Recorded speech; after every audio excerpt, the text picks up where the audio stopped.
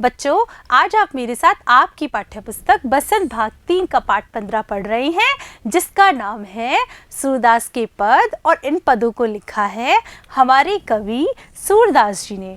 बच्चों, आप मेरे साथ सूरदास जी के पद पिछले भागों में पढ़ चुके हैं और आज के इस भाग में इन पदों पर आधारित अभ्यास प्रश्न हम हल करने वाले हैं। देखते हैं क्या क्या है हमारे प्रश्न जो कि इन पदों से लिए गए हैं। देखिए, पहला प्रश्न है पदों से, यानी जो पहला प्रश्न है वह पदों पर ही आधारित है। बालक श्री कृष्ण किस लोभ के कारण दूध पीने के लिए तैयार हुए? बच्चों, आपने यह पहला पद पढ़ा था इस पाठ का। इस पाठ के पहले पद में बालक श्री कृष्ण ने हमको यही बताया था कि जो उनकी माता है वो उनको दूध पिलाने के लिए किस प्रकार का प्रलोभन देती है। तो बच्चों, इस प्रश्न का उत्तर होगा, देखिए, यशोदा माँ बालक कृष्ण को लोभ देती थी कि यदि वे नियमित रूप से दूध पिएंगे तो उनकी चोटी उनके भाई बलराम की तरह लंबी और मोटी हो जाएगी। कृष्ण अपने बाल बढ़ाना चाहते थे, अतः वह दूध पीने के लिए तैयार हो गए। चलते हैं अगले प्रश्न की तरफ। श्री कृष्ण अपनी चोटी के विषय में क्या क्या सोच रहे थे?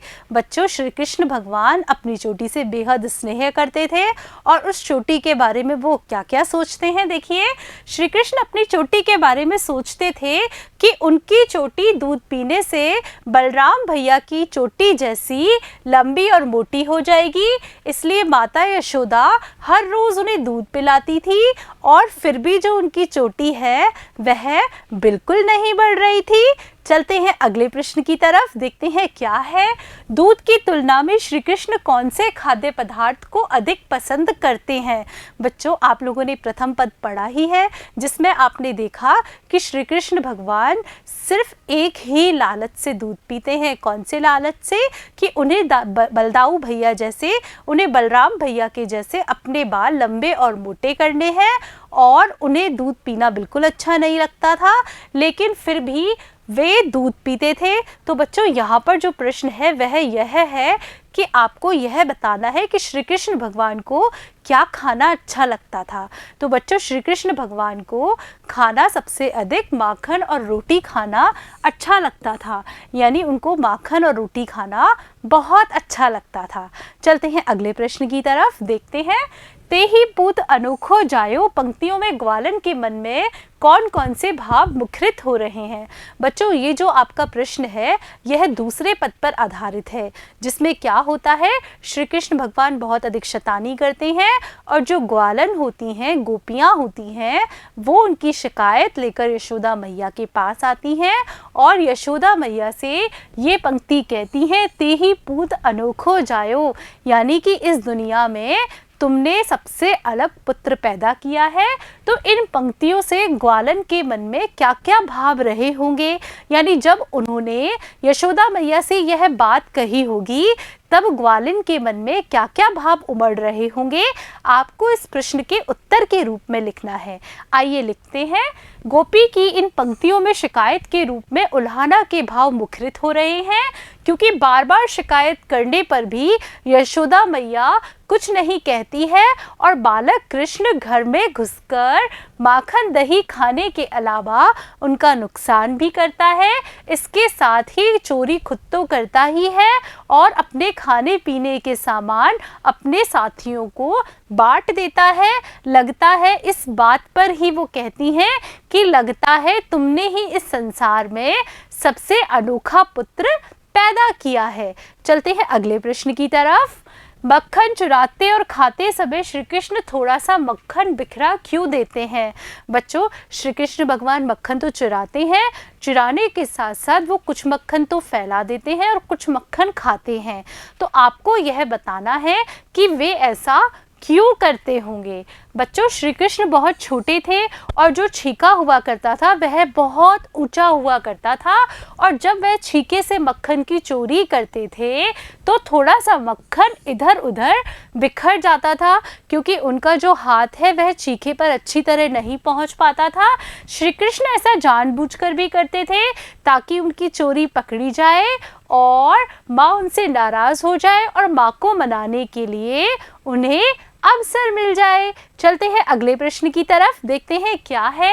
दोनों पदों में से आपको कौन सा पद अधिक अच्छा लगा और क्यों? बच्चों, इस प्रश्न में आपको यह बताना है कि आपने इस पाठ में 2 पद दिए हैं, दोनों पद आपने पढ़े हैं, तो आपको दोनों पद में से कौन सा पद अच्छा लगा और क्या कारण है कि आपको वह पद अच्छा लगा। तो बच्चों देखिए उत्तर, दोनों पदों में से पहला पद ज़्यादा पसंद आया क्योंकि सूरदास जी ने भक्ति रस में डूबकर श्री कृष्ण के बाल सुलभ व्यवहार का मनमोहक चित्र प्रस्तुत किया है, वात्सल्य रस की सुंदर अभिव्यक्ति की है। श्री कृष्ण का अपनी माँ से शिकायत करना बहुत ही सुंदर ढंग से बताया गया है, इसलिए हमें पहला पद ज़्यादा अच्छा लगा। चलते हैं अगले प्रश्न की तरफ, देखते हैं क्या है।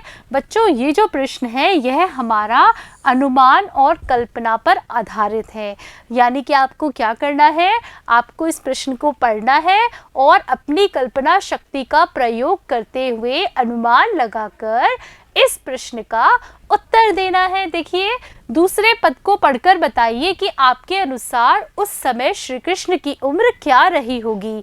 यानी कि आपने पद पढ़े हैं, पद अच्छे से पढ़े हैं, तो आपको यह समझ में आ रहा होगा कि श्री कृष्ण भगवान चोरी करने के लिए उखल पर उल्टा करके उखल को चढ़ा करते थे, और अगर वो ऐसा करते थे, छीका उनके हाथ नहीं आता होगा, तो उनकी उम्र कितनी रही होगी।